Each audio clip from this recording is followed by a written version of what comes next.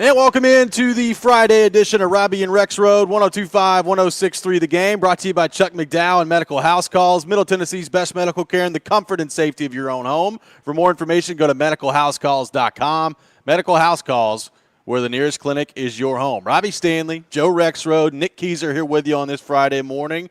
We are live from Bridgestone Arena, Game 6 tonight between the Predators and the Vancouver Canucks. Predators trying to stay alive and force a Game 7 back in Vancouver. And it's going to be a long day down here at Bridgestone Arena, but we're starting off in style this morning. Joe Rexrode, how we doing? What's going on?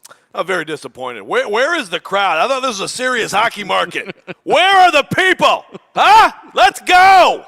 There's no one here in Barrel House except me and Rexrode. I mean, if this was a Canadian, my golly, in Vancouver, it'd be happy hour right now. I just really want someone to bring us coffee. Someone please bring us coffee. Please bring us coffee. It would be nice to have. That would be good. I'm so proud of you. You're such a devout coffee drinker all of a sudden. I am. I've turned into, I don't know what I've turned into. I guess you. Is this an influence from you? Yeah, you don't want that. But it's good, man. It's better than pop. It is better than whatever you just said. Nick Keyser, how we doing? What's going on? Good morning. Yes, I am caffeinated with my own coffee here at the Network Control Studios, so I can have coffee sent to you if you so need it. Well, but good. I don't know how they could get in there. Well, we'll see. It's like, seriously, DoorDash us, man. Keyser's got like the voice of God like emanating through the Barrel House Seriously, right here. It's like good. the Wizard of Oz over here. Like Morgan Freeman. Maybe so. It's Nick freaking Keyser, me out, Morgan man. Freeman, very similar in terms of what you think. Absolutely. Any comparison to him, that would be great. Yeah, that's good. We got a lot to get to on the program today. Jared Stillman will be with us at 7 o'clock. We'll get his thoughts on Game 6 tonight between the Predators and Canucks. Teron Davenport, ESPN NFL Nation Titans reporter at 8 o'clock. His thoughts on the draft from last week and the possible addition of Tyler Boyd, which we'll get into a little bit later in the program as well. But, Joe, we begin on Game 6. Obviously, it's a massive game, massive opportunity for the Predators tonight to extend this series. You've not been able to win a game to this point on home ice. The road team has won 4 games in a row in this series. And we saw it last night. A team that's been down 3-1 has forced a Game 7, and that is Toronto, who was down 3-1 to Boston. They win in Game 6 at home last night to force a Game 7 on the road. Predators hoping to do the same thing tonight against Vancouver. And Rick Tockett's still not really saying who his goalie is going to be. He says he's making a decision on that as of yesterday afternoon. So my guess is he's probably known the whole time who the goalie is going to be for Game 6. Not saying that publicly. I don't guess that he'll say that today publicly either at this point. But a massive opportunity, a massive day for the Nashville Predators here tonight in Game 6. Yeah, and all the Maple Leafs needed was to take Austin Matthews out of the lineup. I guess so. To get a big win there. But the Preds trying to force the 4th Game 7 in franchise history, trying to improve to, make sure you correct me on this if I'm wrong, Keyser, but I believe trying to improve to 8-15 in elimination games. They got to 7-15 the other night. So I believe you are right, yeah. Thank you.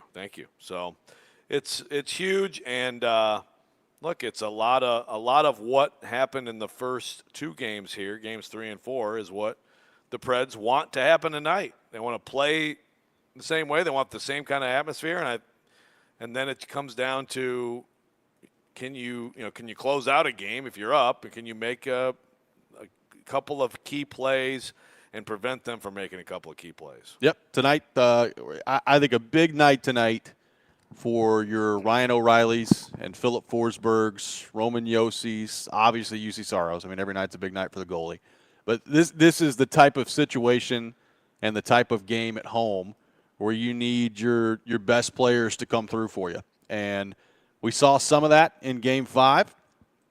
I think it's going to be a harder game tonight from the standpoint of, like, I think there's an expectation of, the home team in this series has controlled more of the territorial play, and that's basically been the case. It hasn't obviously resulted in wins most of the time.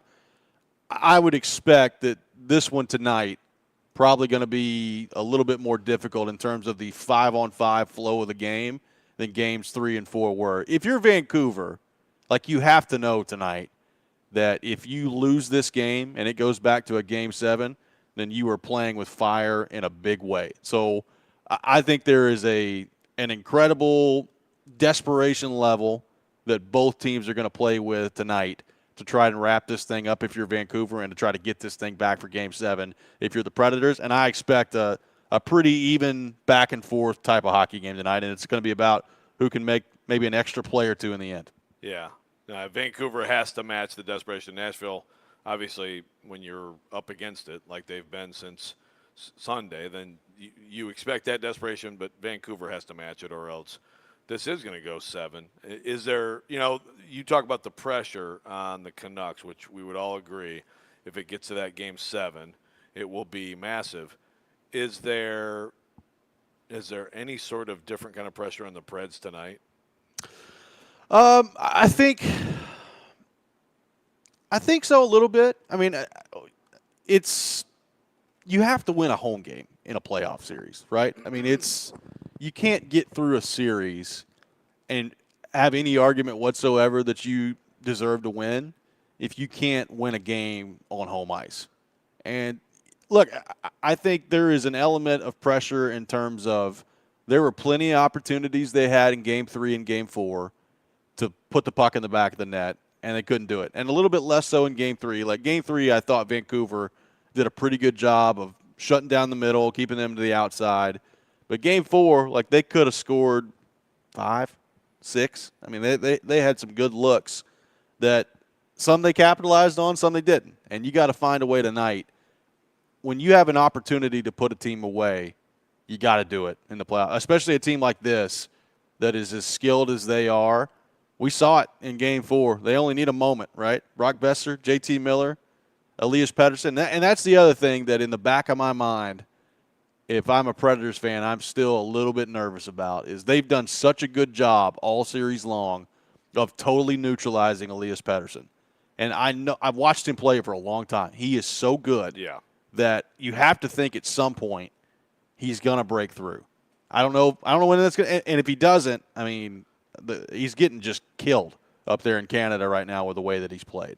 But they've done such a great job of him basically not being a factor in this series that I wonder if like a breakout performance for him is coming. And you got to find a way to overcome that because he's too good to be held off the score sheet forever. Yeah, no doubt. I think he's probably going to be key this weekend one way or the other. It's going to continue, and maybe that's just not enough or it's – we've talked about this before. Okay, so go back to like the Vols hoops and Santiago Vescovi, and it's like whenever he does make a 3, then it's like such a huge lift for the team. If Pettersson can do something significant, it's almost like it would count more now because it's been such a struggle and such a talking point. So I do think he's going to be key. He's going to be heavily in the discussion one way or the other. And like you said, he's a fantastic player. It's just it is not – and some of it is definitely credit to the Preds, and some of it is he just botched some opportunities. Yeah. So, the Preds don't really have a player like that. I mean, I think that Yossi and Forsberg at different times in this series we've said, you got to get more from those guys. And they're not having career series or anything like that, but there's no – I guess it would be Tommy Novak, but obviously there's a totally different level of expectation for a guy in his first playoff who is a nice, skilled player as opposed to a Pettersson. Right. Yeah, for sure. And I think also when you look at the way this series is unfolded, and tell me whether or not you disagree with this. Like I think back to 2021 and the Carolina series, and Saros was playing out of his mind. And the Predators came home, won 2 games in overtime. But it was pretty clear, I think, basically the whole time, that Carolina was by far the better team, and they were controlling the play. And the Predators did a nice job of using the home ice to their advantage, making some plays at home, and making, obviously, a couple plays in overtime in that series to get this thing to 6. But it never felt like, to me, the Predators were toe-to-toe with Carolina. It just kind of felt like they took advantage of home ice. Their goalie played great, and they were able to kind of steal a couple, for lack of a better term. This one, to me, like you can make the argument that the Predators have been the better team in this series. And I think they have gone toe-to-toe with Vancouver. Now, Vancouver, granted, has been on their third goalie, and, there's a lot that goes into that. But the point is, like the Predators, I think the confidence, and I was talking to this with Caroline yesterday, I think the confidence should be there that they are good enough and they have played well enough in this series to come back and win this thing. Having said that, if you're just asking me law of averages, this series has been so close that the idea of the Predators winning 3 games in a row to close this thing out, which is what it will be. I mean, you will have won Game 5, Game 6, and Game 7 if you're advancing. Like, that seems to me to be just pretty unlikely based on how close I think this series is for one team to be able to do that. That's fair. But I guess I would also say it's been so close, it seems like it's a 7-game series. Yep, right? For sure. So, and then of course you kind of throw it up in the air and say whatever. I mean, we've seen so many crazy things happen in Game 7. Oh, yeah. But you're right. I mean, you go back to blowing Game 4, and it's like the math just is so against the Preds winning 3 in a row. They've obviously, well, like we said, they've been in 3 Game 7s.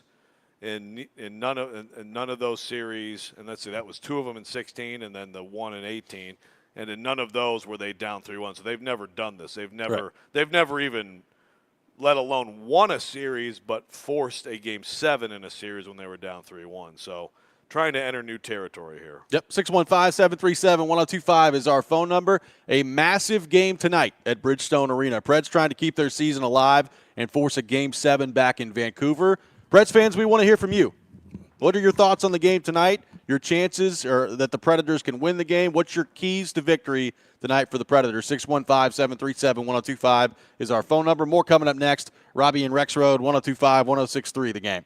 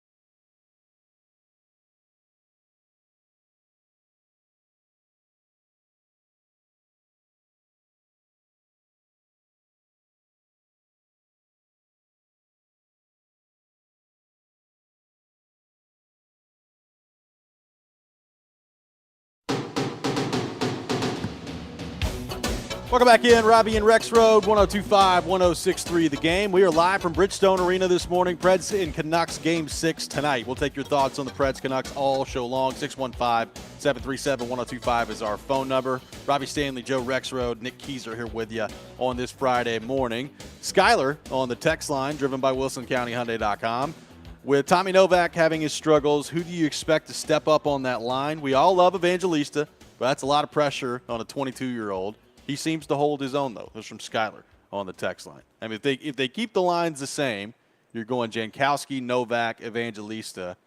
You know, Novak, it was interesting. I saw Paul Skrbina from the Tennessean, who, by the way, what an outfit from him yesterday. A hot Cheeto hoodie with shoes to go along with it, matching with it. Fire. It was fire. Fire. Beautiful stuff. But I mean, he caught up with Tommy Novak, and, I mean, the quote that he had got a lot of Predators fans going yesterday of, I don't think I'm having a poor series at all. And Predators fans are like, oh, really? You don't? How about that? I guess, what he's saying. Probably not the best choice of words there from Tommy Novak. Having said that, if that line's the same, and I expect it will be, what do you make of the idea of Evangelista kind of being a driver of that line? I actually think, you know, the point production is not going to point to it, but I think he's actually been pretty decent this series, especially for it being his first playoff series. And I said this in Game 5. Like, the one thing in terms of the young players they have that I feel really good about right now is him. Like, I think he's taken some major strides this year, referring to Luke Evangelista. Yep, no doubt. And I think it's going to be really interesting to see, you know, where it goes from here with him.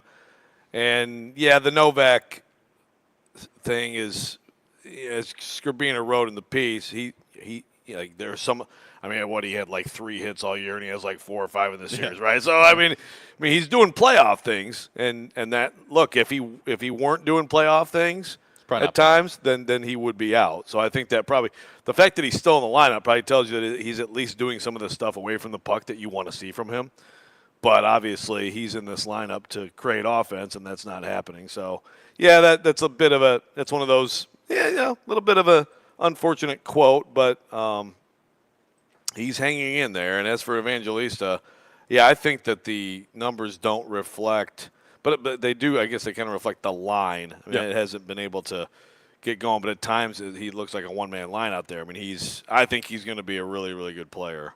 You tweeted out last night the Joachim Kemmel play. Now that we're almost to the point where we can finally focus on the real team with the playoffs, the Milwaukee Admirals. But a couple guys that I think are definitely going to be key here moving forward with the Preds. Yep, no question about that. And as far as tonight goes, I like the way that the Sissons, Beauvillier, Zucker line is playing. You'd like to see them find the back of the net a little bit more than they have in this series. You know, I think Zucker in particular has been really good and really effective in this series. And, you know, Sissons has a little bit of a tough matchup depending on who they're trying to line him up against out there. But I think Zucker to me in this series, Joe, has kind of shown you why Barry Trotz and Andrew Burnett like him and went out and got him. Like Zucker's never going to be a guy that, you know, puts 40 in the back of the net. He has been a good offensive player throughout his career, and he's been around for a long time at this point, and he's been a little bit of an agitator in this series, which has been fun to watch after the whistle. But I think just the way that he engages himself in the play, I think fits right in, number one, with that line with Sissons. And Beauvillier, I think, has played in a couple of games, probably some of the best hockey he's played in a Predators uniform. So I like kind of the makeup of that line. The one thing I would say about it is you got to find a way every now and then put the puck in the back of the net a little bit more than they have. Yeah, no doubt. Zucker actually asked him if he's an agitator yesterday, and he said, no, I don't think so. And he doesn't remember the trash talk, but we've seen it, and he has made a difference. I mean, this guy – do we buy that he doesn't remember the trash talk? Probably not. No, probably not. But it's a good answer on his part. It is. You know, I mean, last year he scored 27 goals for the Penguins. He signed a $5 million deal with Arizona, and it didn't go well. I know that he has had injuries. I talked to him about that a little bit yesterday. And, well, of course, in this league, it's like undisclosed injuries, various types. But that has been part of, and like he says, like that's how he plays. He's a guy who the way he plays sometimes is going to make you more susceptible to injury. But I think it's a real effective game out here. I think he's been physical and fast and chirpy, and he does have a little bit of scoring threat. And you're right, if that line could, get a big goal, that'd be a big deal. But they've played some. I mean, they've done a good job, I think, at times of playing some offense when they've gone against like Miller's line, and that's a huge key, right, to that matchup. The guy that I'm looking for tonight, and that I think has been a big money player throughout his career, and that's Ryan O'Reilly. Ryan O'Reilly in this series, I think, has been fine. I don't think he's been overly good. And obviously, I mean, there have been some pretty glaring mistakes that he's made in this series too. He has been a player throughout his career that, for the most part, when the moments matter the most, usually the better he plays. And he's got 2 points in this series in 5 games. Obviously, you'd like to see more than that.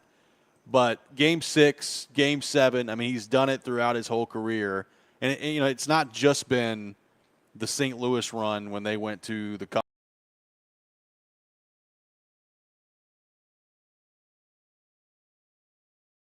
Top-time player throughout his career in the playoffs. And, I mean, look, you're talking 2020, 11 points, 9 games. Obviously, in 19, 23 points, 26 games, 8 goals. That's when he won the Conn Smythe. Like, he's been a big-time player. Even, back in 2022, 12 points, 12 games. This is his time of year to shine. And you haven't seen a ton of it so far in this series. And it's been a tough series in terms of, I mean, he was talking about it yesterday. It's a very different playoff series than most I can remember watching, just in terms of how good both of these teams are at suppressing shots. So the opportunities have been limited. But he's the one guy tonight, outside of the obvious of what we talk about with Yossi and Forsberg. Like, O'Reilly is the one guy tonight for me that I'm saying, all right, we've seen you do this throughout your career in big moments and big games. Can you do it again tonight? And they need number 90 tonight for sure. No, that's a great point. And it really, first segment I said there's really no Pettersson parallel, but he'd probably be the best one. Talking about your number one center. And it overall has not been a series he's going to write home about for him. So it would be a big deal. And you're right, he obviously has a history of clutch moments. He also has a baby coming. His wife is due in 9 days. I didn't realize this. Yeah, he and Forsberg both. Yeah, two-thirds of the top line are on baby watch right now. And the difference between them is that O'Reilly, that will add to a 6, 4, and 2-year-old. Yeah. 6, 4, 2, infant. I can't even imagine, man. Imagine if the Preds go on like a Cup final run. I know. My goodness. I know. Ryan, have you slept at all? Yeah, man. But, yeah, he would be. You're right. He would be the guy that you would look at. And, again, we go to the experience thing that we've talked about. Of course, I was soliciting this stat from you guys yesterday because I wrote something today for The Athletic about a little bit about that with O'Reilly, which is the experience thing. You almost could laugh at the whole idea after Game 4. It's like, well, all the experienced guys were on the ice for that debacle over and over again. But then you get to whatever happened between Game 4 and Game 5. A lot of it was just a flight to Vancouver.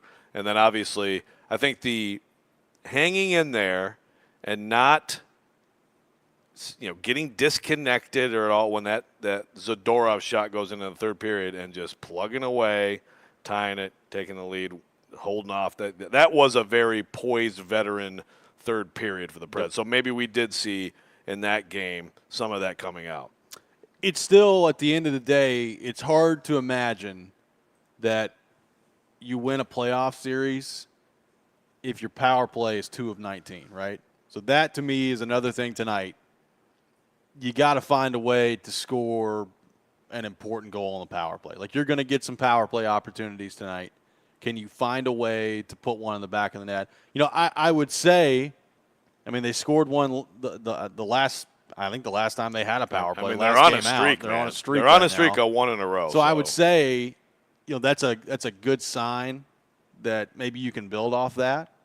And I'm not trying to take anything away from the play.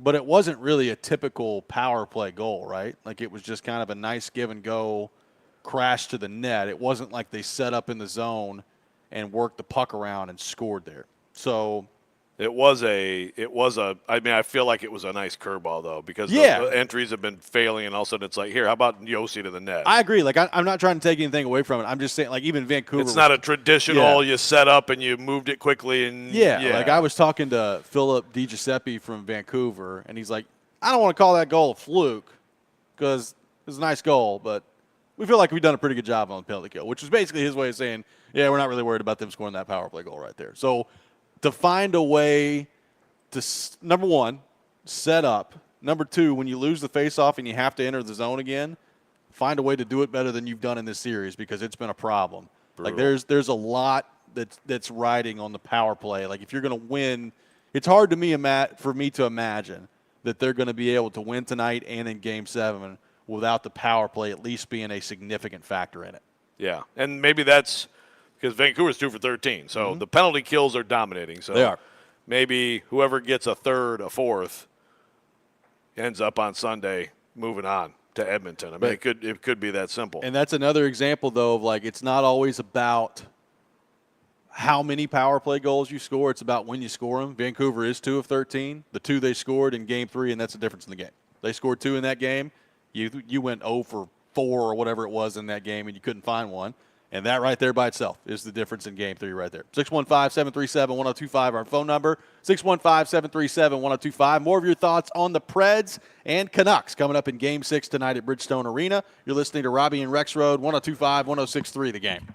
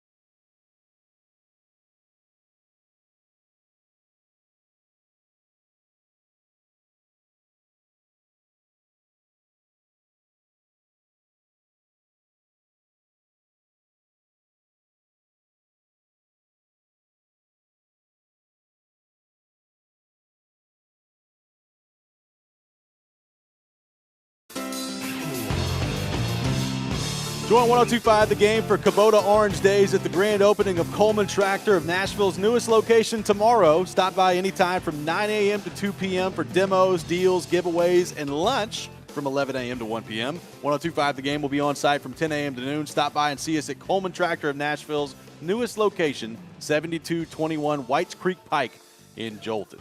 Taking your thoughts on the Preds, 615-737-1025. Nick Keyser back at our Busy Bee Plumbing, Heating, and Air Conditioning Game Nashville studios, home of the $99 yearly Beehive membership where the buzz is always about great service. Preds trying to keep their season alive tonight. 615-737-1025 is our phone number.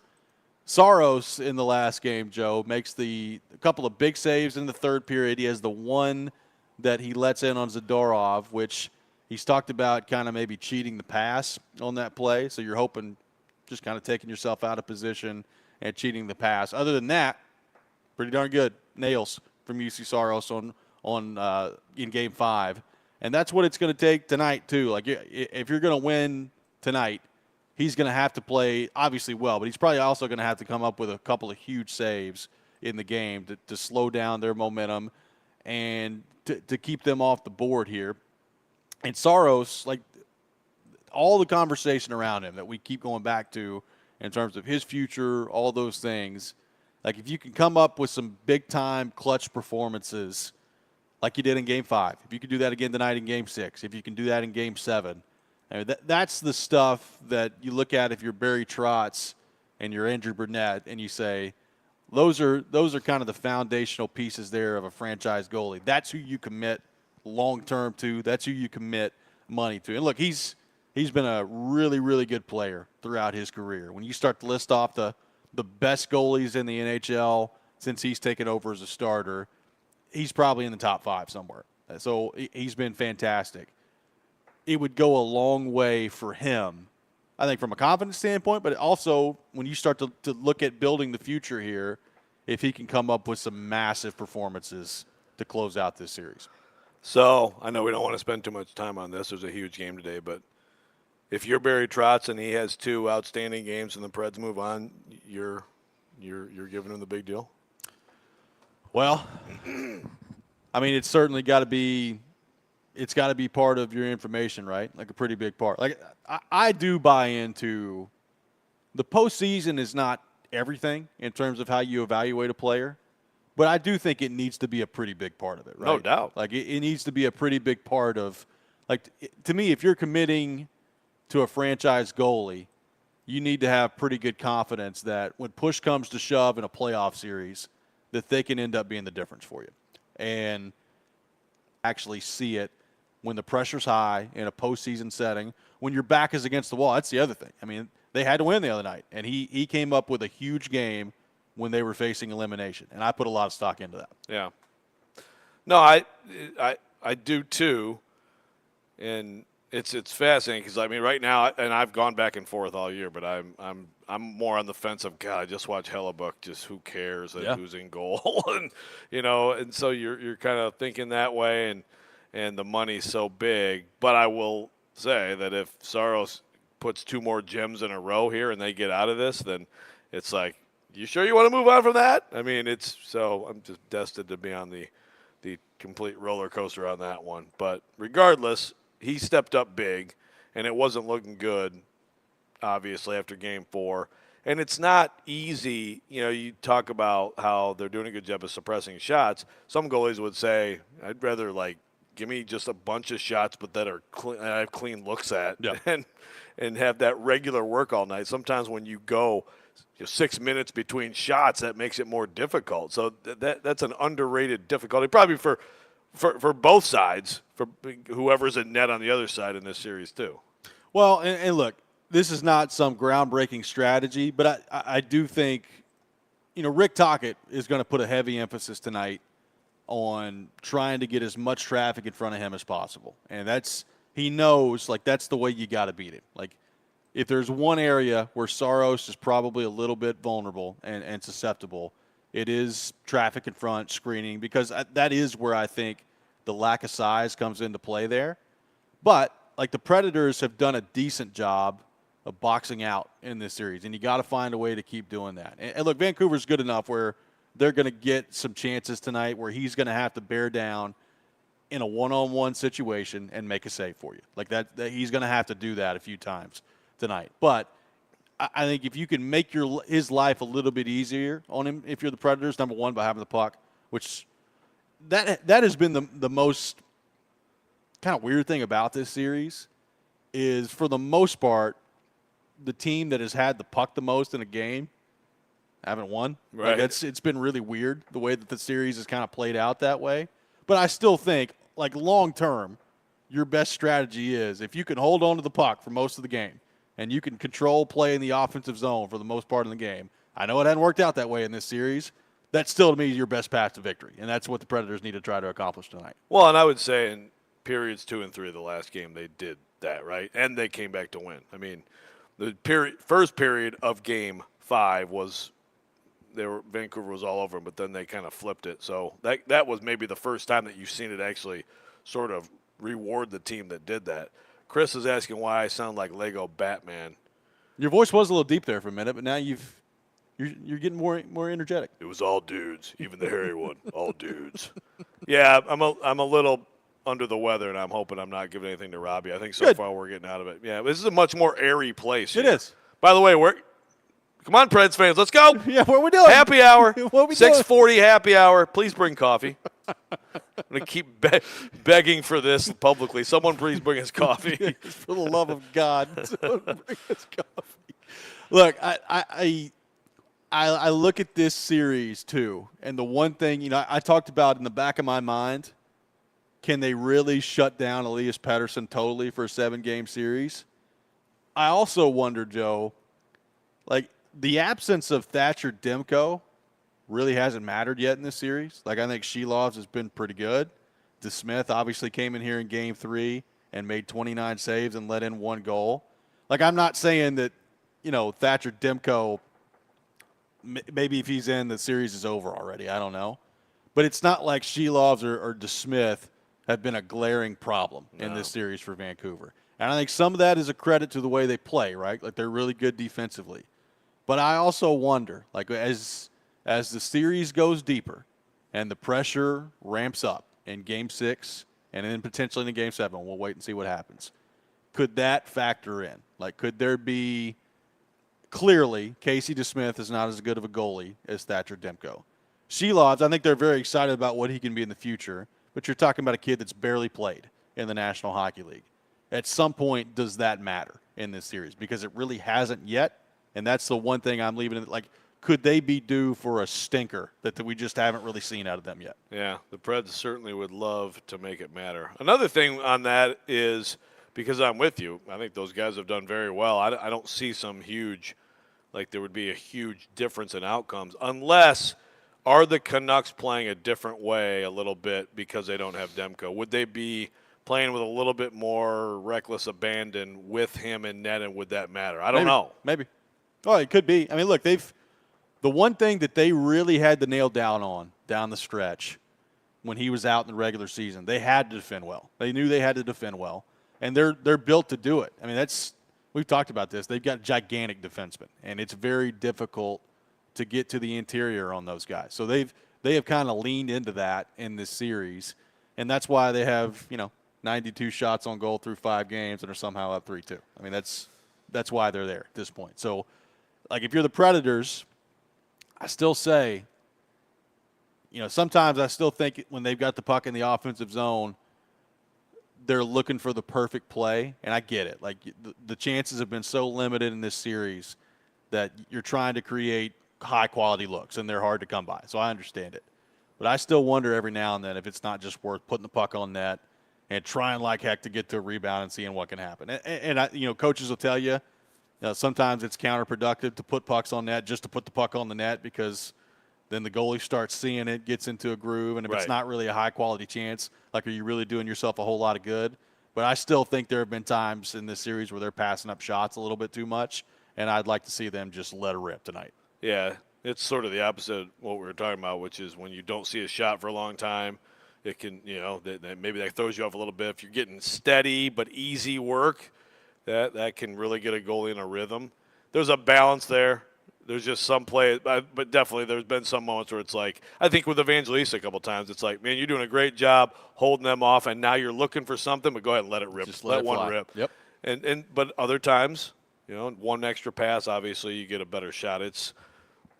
There's no formula. You just have to have a great feel for it. It's just like on the power play. If they ever get set up, it's the same idea, Move it quickly, but then you got to take those shots when you have them. And the problem is we haven't seen them even able to enter the zone enough on some of these things. Preds fans, let's take your phone call, 615-737-1025. Our phone number, Game 6 tonight at Bridgestone Arena. We'll have Jared Stillman coming up at 7 o'clock. All that ahead. Tune into 93.3 Classic Hits today as the Nashville Sounds take on the Norfolk Tides at First Horizon Park. Pre-game at 6:20, first pitch at 6:35. Coverage also available on the 93.3 Classic Hits app and at 933classichits.com. Sounds baseball coverage presented by Twin Peaks Family Leisure and Busy Bee Plumbing, Heating, and Air Conditioning. You're listening to Robby and Rexrode, 102.5, 106.3 The Game.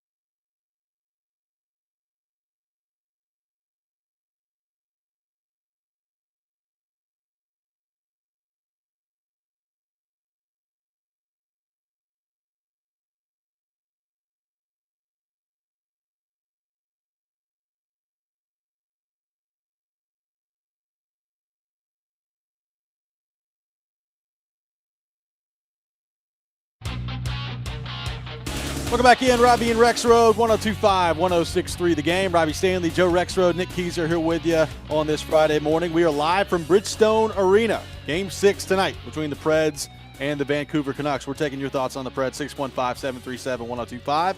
Let's go to our 102.5 The Game phone line, driven by WilsonCountyHyundai.com.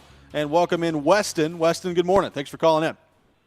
Good morning, guys. I kind of want to throw this question out there because after we won the after we won the last game, moving back home, I feel more optimistic because we've had chances to win in Vancouver, and we've done that. Now, if we win one here, I feel optimistic about winning Game 7. Now, with that said, moving forward, we will be playing Edmonton in the next round more than likely. And with them only having really their top line of McDavid and everything, I see it a lot like Vancouver. If you can shut down the top line, you have a chance. Is that a possibility after you've seen Preds play against Vancouver, and what do you think on that? Yep, I'll hang up and listen. So we're already moving to Edmonton. I like that. Got nice confidence there. Yes. But I was going to start breaking down that series. I will say this, and we'll have plenty of time if the Predators can pull this off to dissect a Predators-Oilers matchup. This is the most dangerous Edmonton team by a pretty good margin that we've seen in the last couple of years.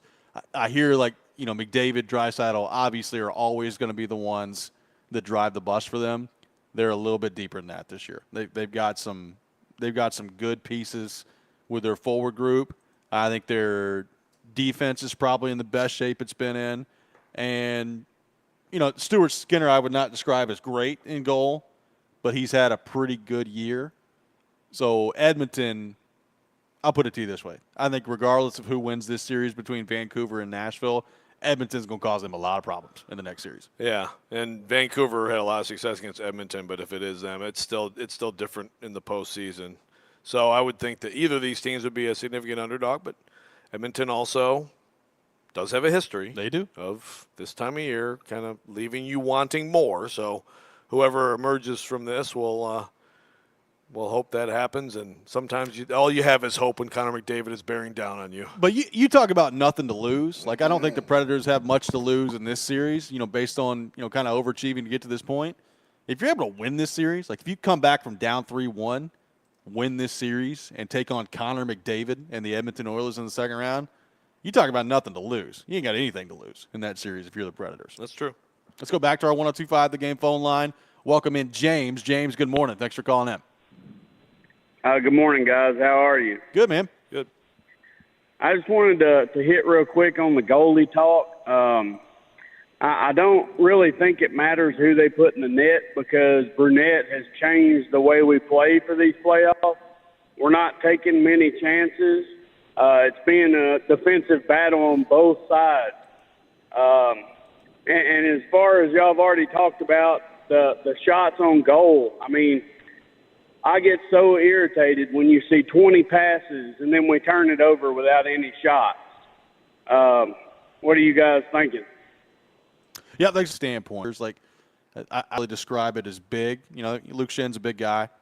McDonough's decent size, but they don't have a gigantic defense core. They look small compared to the Canucks. Yeah, the Canucks have a massive defense core. Other than Quinn Hughes and Philip Roenick that are their top player. Their top pair. Myers is gigantic. Soucy's big. Zadorov is an absolute tank out there. So they've got some pretty good sized defensemen. Obviously Besser and Pettersson and JT Miller. There's a good skill level that the Canucks have. But I think both teams want to do the same thing. They want to push the pace. They want to get north-south as quickly as they can. And in this series, I think you've just seen two teams that have really figured out a good way to defend the other team. And that's a lot of what it is in the playoffs. Now, I do think this series is taking it to a little bit of an extreme. I don't know that I can recall a series quite like this when the shots on goal are just as limited as they are in this series. There's not a ton of room. There's not a ton of stuff going on out there. But to James's point there, that does leave the door open for when you are a Luke Evangelista or when you are Philip Forsberg in the zone and you're kind of drifting around looking for that perfect play, sometimes you just got to put it on net. Forsberg in Game 2, he's kind of wheeling around the net, gets the puck up high at the top of the left circle, and he does basically a turnaround fadeaway shot toward the net, and Bavillier tips it in from the high part of the slot there. And that's just an example of putting the puck toward the net and seeing what happens there and trying to get to the interior. So it's been a very different series that way. Yeah, it's a greasy goal series, It is. and that's probably what's going to end up, winning tonight. And if there is a Sunday, maybe winning Sunday too. I would disagree on the goalie thing. Like, I don't think that Kevin Lankinen makes a couple of the saves that Saros made in Game 5. For sure. I mean, I understand the idea of it's less work and everything, but you still, I mean, that position is going to come in big one way or the other to decide this series. Well, that's the one thing that I think you feel great about. Like, there's the travel aspect of this that's been tough, and Ryan O'Reilly was talking about it yesterday. If they win and they go back to Vancouver, I mean, you're talking about, like, in terms of flying time, basically a full day on a plane. So it's a lot of flying time that they've put in here. But, like, Saros, I don't think Saros has been overly taxed in this series. Outside of Game 2, when even then the shot total that ended up on net wasn't great. Now, Vancouver had 84 shot attempts in that game. So you have to be pretty locked in as a goalie. That was a taxing game for a goalie. Other than that, like, I don't think UC Saros has been, like, physically really all that taxed in this series, which is good. Yeah, that's true. And, of course, now, if the Preds do get that flight back, and they do get the next series, it's an hour-and-a-half flight to Edmonton. I figured it out. So they'll just stay out there. It'll just be a nice little easy flight to Edmonton. Yeah. So, and they'll probably have to play starting Tuesday. Cody's asking if I smoked a pack of Marlboro Reds last night. Did you? I preferred Marlboro Mediums back in the day, back when Wu-Tang Clan and Enter 36 Chambers came out. Like, seriously, how does Carsey not understand that I was, like, a teenager when that album came out? I don't know. Still pisses me off. You two boomers just yelling back and forth at each other about the music of your day over there. People are still. I'm sorry about my throat. I'm a little bit under the weather. I think you sound fine. If I had some hot coffee in here, it might sound better. Hint, hint, world, help us. Will be with us on the program. Like penicillin. You're listening to Robby and Rexrode, 102.5, 106.3 The Game.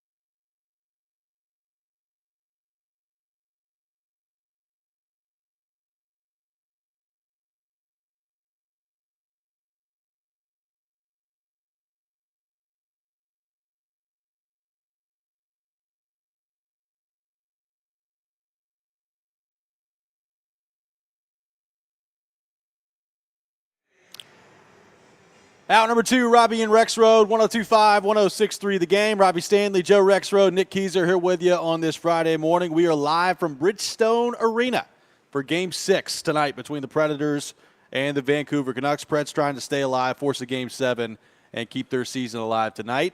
And as we do every Friday morning at 7 o'clock, we welcome in our good friend Jared Stillman to the program. Jared, good morning. How are you?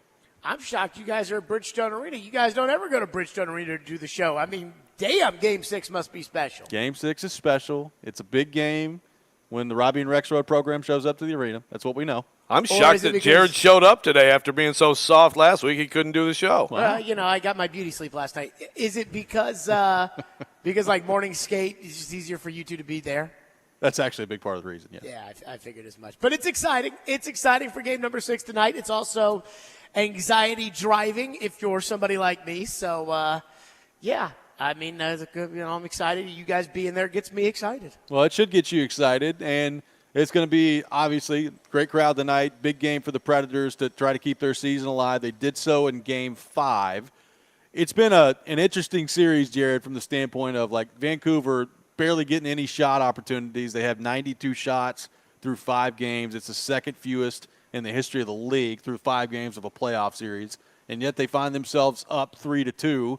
So as you watch the way the Predators have played in this series, your confidence level that they can win tonight, force a Game 7 with a chance to advance to the second round. I am worried to tears about tonight's game. I mean, worried. And you know what? That Boston Bruins game last night did me no favors as far as my confidence level in this game. And I'm going to tell you why. There is clearly something mental going on with the Boston Bruins. Like, you watched it last night, Robbie. I assume Joe probably didn't. But I actually watched it too. Okay. Thanks There's for clearly asking. something going on with the Bruins as far as, like, the Stones are concerned with them after what happened last year and what looks like it's happening this year. I mean, I'd say both games 5 and 6 of that series looked like the Bruins were playing with, like, this giant 10,000-pound weight on their shoulders of what happened last year. So much so that I think if they lose Game 7, the coach might get fired. But I have noticed with this series with the Predators that I feel like the Predators, for some reason, the Predators play with that kind of weight on their shoulders, especially at home. The Predators aren't trying to right the wrongs of having the greatest team ever last year and blowing a 3-1 lead in the playoffs. But for some reason, it's like, that 12 seconds in Game 1 just completely ruined them. And then, they completely blew it the other night. And this team stinks in the playoffs at Bridgestone Arena for the last however many years it's been. Now, look, they were never going to beat Colorado at Bridgestone Arena, so that really is not. But I mean, I feel like you guys remember 2017. They're 9-2 in the playoffs at home. And this team, I truly believe that if they had gotten home ice in 2018, that they were going to win that cup. And then everything that went down to that Winnipeg series, I was like, whoa, what happened to the home ice and the magic of Bridgestone Arena and the entire team galvanizing towards that? And right now it's like, man, I'd rather just go play in Vancouver. So if they can win tonight, my confidence level is actually pretty good about going to Vancouver to win a game because all that pressure will be on Vancouver. But tonight, oof, I'm nervous. Well, Jared, you need to get the next guy out. You need to hope that your offense can get you a couple of runs. Bad things happen in sports. Same with football. They're going to break a big play here or there. Basketball, it's a game of runs. Although Rick Barnes, lets their runs go on a lot longer because he doesn't call 9-minute run. But or a minute. But then with the Predators, it feels like, especially in the series, it's like there's some sort of either self-inflicted wound or unforced error or just all in all massive screw up. And it's almost like every time that comes to pass, it's like, oh, no, that's going to be the mistake that does them in. I was shocked that the Zadorov goal didn't do them in the other night. And so it's almost like, again, as a Predators fan, I hope I'm wrong about this, but I'm nervous about that inevitable of the Predators playing 58 great minutes, but, somebody turning the puck over in their own zone because there's nobody back. And then the goalie, I'm worried about the screw up. Jared, your thoughts on the possibility of Tyler Boyd joining the Tennessee Titans? What would you make of that receiving core if it ends up being a trio, the starting trio of Ridley, Hopkins, and Tyler Boyd? I actually like Tyler Boyd. I think that he replaces what the Titans don't have at tight end, which is reliability, the ability to, when the ball is thrown in your direction, catch it, which Chig and Wiley I have my doubts on. I think that the young quarterback needs somebody who's reliable, who can get open, who can kind of play that short to intermediate game. DeAndre plays all over the place, even though he is more of a possession receiver than he is a burner. He is not your typical possession slot receiver since he does not play the slot. And he's not a possession receiver. He's just DeAndre. And then Calvin Ridley's the guy who's going to run down the field. And so they need that kind of short, reliable, kind of vacuum cleaner of a receiver, which a lot of teams use for a young quarterback in their tight end. Your tight end can't catch. So I feel much better about this offense if that's if that's Tyler Boyd instead of Treylon Burks, who doesn't play the slot, or Kyle Phillips, who is going to get his firing parade. And I didn't catch all of this, but I did go a little too far Thursday. Maybe a little too much. Take that, make that a drop. My God. Also, I didn't totally catch all this, but I heard you and Chad Witho yesterday. And what if you've gone back through Rand? You've determined he's lying for something. What's he doing? The GM's texting him. Please explain this latest Jared investigation. Okay, so if you want me to explain it, you have to let me explain it. You're not going to have to just cut me off after 20 seconds. Well, don't take 8 minutes to explain it. Go ahead. I need this prenuptial agreement ahead of time, Joe. You guys say okay. We have commercials. Go ahead, quickly. Okay, so Rand came out after they picked Tavondre Sweat, and he said, and he did an interview, across the street, and he was asked, about the Sweat pick or something, and he was like, well, what people don't understand, because, he's getting killed for taking Sweat at 38 when all the gurus were like, I had him ranked as a 4th-round pick. And so he was like, what people don't see is the text messages and the calls that you get when you make these kind of picks. And, I got a call from a general manager that we had actually earmarked we could go below and still get this kind of player.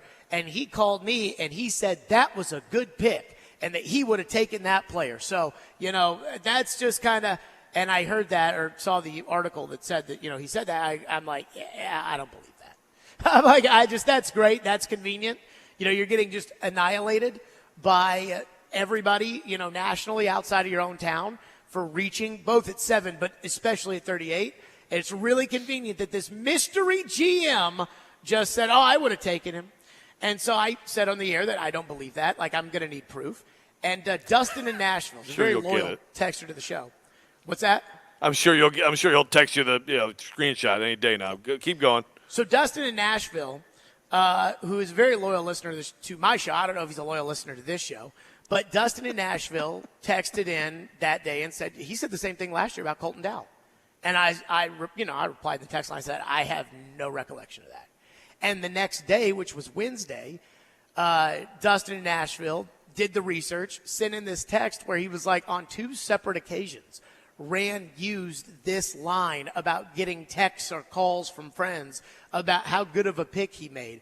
One was with Colton Dowell. The other was with Skoronski. And he had it timestamped. So it wasn't like I really had to do any work to find this stuff because Dustin in Nashville, thank you, did all the work for me. Research department. So when it came to Colton Dowell, Rand said, quote, I got 6 texts. I'll say 6 texts and phone calls from teams around the league saying either A, that was the guy our head coach coveted, or that was the guy they were going to take in the 7th. So it just shows that he was well thought of. Skoronski, again, a different interview.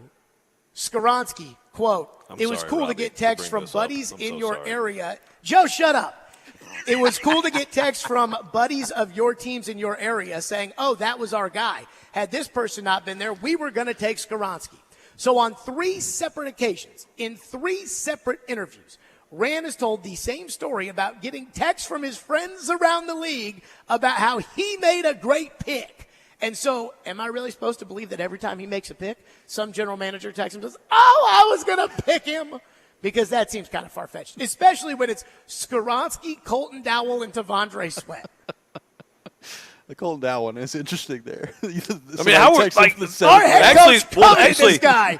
So why'd you take him in the 6th? See, that one makes me think it's the truth. Like who would even no one was ripping him for Colton Dowell. Who cares? So does it Another make you think wonderful the other investigation two by Jared. adding up? So you think he's telling the truth?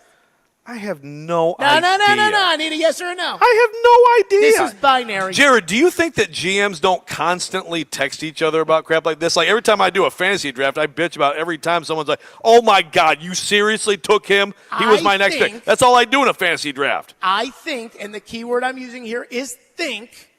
I think Rand Carthon is so insecure about his picks that he knows he's getting killed for the Tavondre Sweat pick, so he thinks that everybody's so stupid that he can make up this bull crap about, oh yeah, a GM texted me, so there. The exact same way he thought he could get up in front of the fans and say, well, the reason our team sucked last year was because the ball didn't bounce our way. Or the way that he got up there a week ago and said, this feels like my first draft, when it was not. Because he thinks the people that are listening to him, the fans, the media, he thinks that they are so stupid that nobody will call him on it. And that's why he says these things. And that's what I don't like. To me, it's blatant bullcrap. And if the GM cannot be accountable for his own pick, has to make up some fakakta story to say, oh yeah, my girlfriend that you don't know who goes to another high school, she was the one who said that I made a good pick, so screw Mel Kiper. If he can't be accountable for his own pick, so insecure that he has to make up a GM every time he's asked about a pick, then to me, how can he hold everybody else accountable? My God, you're obsessed. It's Jared, really a problem. Appreciate so much you taking time to be with us this morning. We'll keep your seat warm here at Barrel's house for later this afternoon. Those are literally my seats, by the way. Yes, I'm sure they are. They look those good. bar stools are I bought those. You brought them in. All right, see you guys. See you, Jared. We'll take your reaction to what Jared had to say. 615-737-1025. This is Robby and Rexrode. 1025-1063, the game.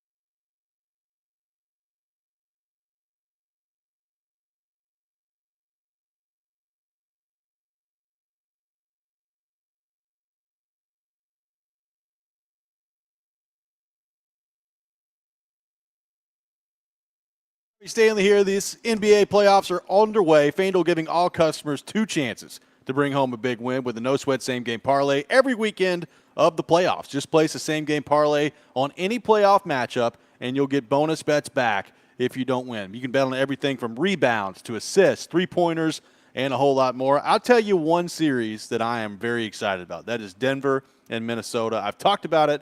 I think Denver is going to find their way back to the NBA Finals, but I think this is going to be a great matchup. I'll take Jokic over on points and assists coming up this weekend, but you can take it any way you want to take it. Visit FanDuel.com/Rob and shoot your shot on America's #1 sportsbook, FanDuel, official sports betting partner of the NBA. Must be 21 or older and present in Tennessee. Minimum 3-leg parlay required. Refund issued as non-withdrawable bonus bets that expire 7 days after receipt. A max refund of $5 unless otherwise specified. Restrictions apply. See terms at sportsbook.fanduel.com. Got a gambling problem? Call the Tennessee Red Line at 1-800-889-9789.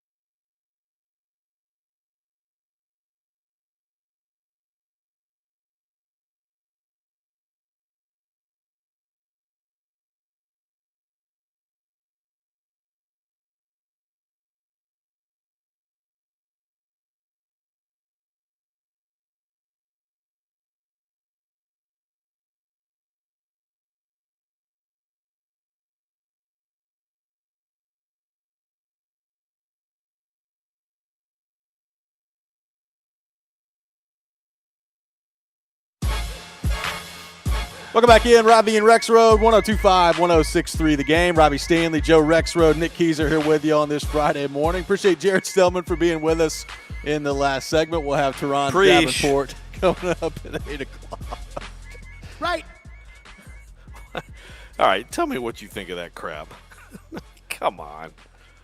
Well, look, do I have deep down any idea whether or not Rand Carthon's telling the truth when he talks about GMs texting him about picks and that somebody was going to take Tavondre Sweat after they did at 38? I have no idea. A 9-minute run of him saying this a lot. He does say it a lot.